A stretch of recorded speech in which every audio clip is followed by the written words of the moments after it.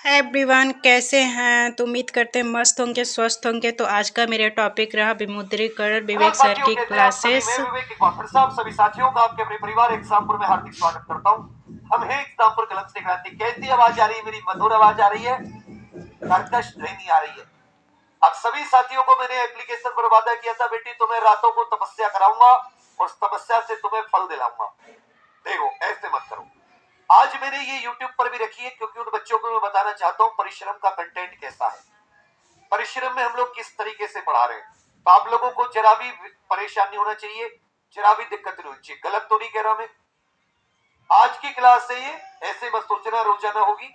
एक बार सब लोग लिख दीजिए कि क्या पेन कॉपी लेकर तैयार है। लिख दीजिए हाँ जी हम लोग तैयार हैं। टेंशन मत लो, मुझे तो नहीं है ना कोई टेंशन। मुझे कोई टेंशन नहीं है ना रात में दिन भर थका हारा खड़ा हुआ तुम्हारे लिए। फिर से देखो, उत्तर प्रदेश पुलिस कांस्टेबल जो सामान्य ज्ञान विषय है, 60,244 पदों पर भर्ती, इसमें टॉपिक है। ये मैंने इसलिए आपको सीधा दिखा दिया, विमुद्रीकरण और उसका प्रभाव। टॉपिक का नाम क्या है? विमुद्रीकरण और उसका प्रभाव। एक बार दिल दे के बता दो कि आवाज आ रही है। दिल दे के बता दो सभी को नमस्कार। ये टॉपिक दिख रहा है ना, विमुद्रीकरण और उसका प्रभाव। ये टॉपिक मैं आपको करा रहा हूं, बहुत अच्छे से ध्यान दीजिएगा, आपको बड़ा मजा आएगा। देखिए, आप सभी जानते हैं विमुद्रीकरण तो होगा, सबसे पहले मुद्रा होगी। सबसे पहले क्या होगी? मुद्रा, जिसको आप मनी भी कहते हैं, जिसे आप करेंसी भी कहते हैं। ठीक है भैया, करेंसी ये होगी। फिर इस करेंसी को बिल्कुल एकदम जैसे अब करेंसी, पहली बात समझिएगा, मुद्रा करेंसी को सरकारें या कोई अथॉरिटी मान्यता देगी, सरकार द्वारा मान्यता। जब किसी मनी या किसी मुद्रा को सरकार मान्यता देती है, सरकार उसको क्या कर देती है?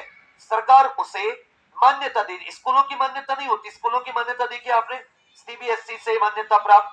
कोई स्कूल फर्जी होते हैं, वो सीबीएसई से मान्यता प्राप्त नहीं होते, या किसी कानूनी बोर्ड से मान्यता प्राप्त नहीं होते। तो सरकार द्वारा मान्यता, तो उसे हम कहेंगे वैध मुद्रा। क्या कहेंगे? वैध मुद्रा। लीगल करेंसी से लीगल टेंडर भी कहते हैं। क्या कहते हैं? Legal tender. Legal tender word जो है, आपने 8 नवंबर साल 2016 रात के 8 बजे, 8 नवंबर साल 2016 रात के 8 बजे मोदी जी आए, हमारे प्रधानमंत्री जी, माननीय प्रधानमंत्री जी। उन्होंने कहा कि आज रात से 500, आज रात 8 बजे से 500 और 1000 के नोट अब लीगल टेंडर नहीं रहेंगे। उनके मुख से कौन से शब्द निकले? ये लीगल टेंडर शब्द निकला। तो लीगल टेंडर का मतलब क्या है कि जो 500 और 1000 का नोट था वो वैध मुद्रा नहीं है। अगर करेंसी को सरकार के द्वारा मान्यता दी गई तो वो वैध मुद्रा। लिख के बताओ उसे क्या कहेंगे? Legal tender.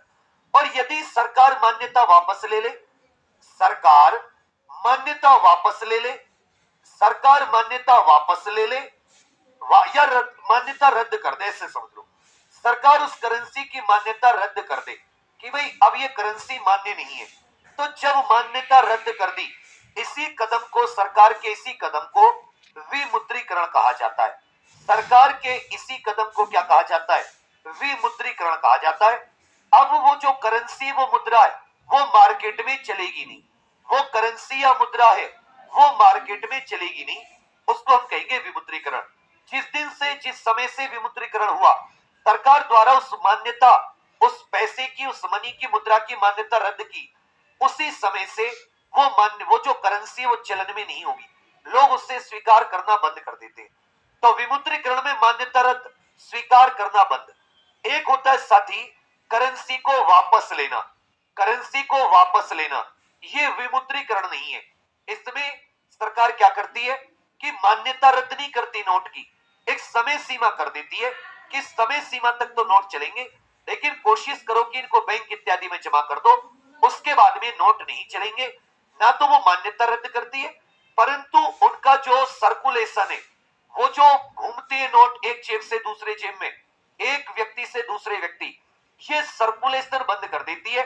वो नोट बैंक के पास जमा करा लेती है, बैंक के पास जमा। तो इसे पूरी तरीके से विमुद्रीकरण नहीं कहते। इसे क्या कहा जाता है? इसे साथी विड्रॉल कहा जाता है। मनी को वापस लेना, मनी को वापस लेना। मैं फिर से बता दूं, ये क्लास हमारी परिश्रम बैच की क्लास है जो एप्लीकेशन पे होती है। मैं आपको बताना चाहता हूँ।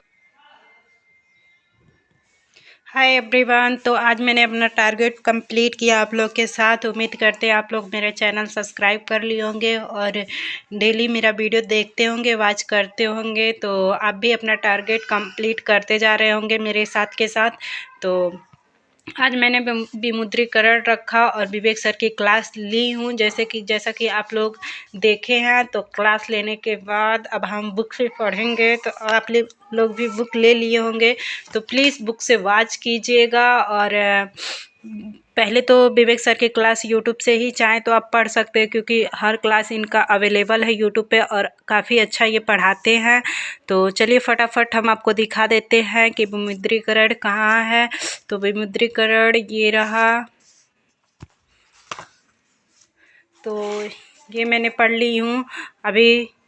तो फिर मैं इसे बुक से भी पढ़ूँगी। उसके बाद से मैं बुक से पढ़ने के बाद इसका क्वेश्चन मैं शाम को सॉल्व करती हूँ 7-8 बजे।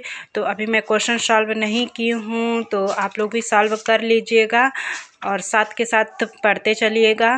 पढ़ना स्टार्ट कीजिए, अभी तक नहीं कुछ पढ़े हैं तो। Thanks for watching. मिलते हैं नेक्स्ट वीडियो में।